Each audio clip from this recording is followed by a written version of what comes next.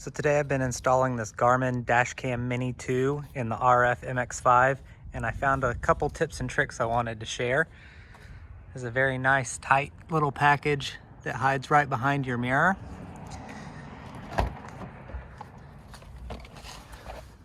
I ran the wiring up underneath the top pillar without having to remove anything. I did have to remove this side pillar to run the wires nice and tight into the dash.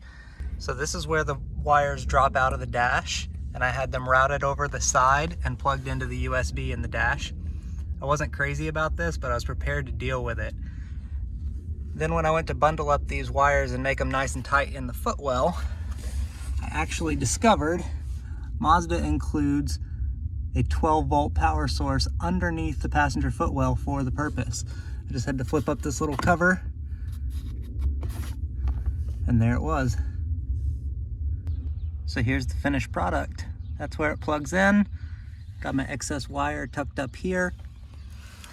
It runs through the dash, up the pillar, inside the top,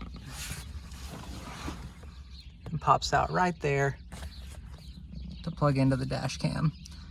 And as you can see, it is on ignition switch power.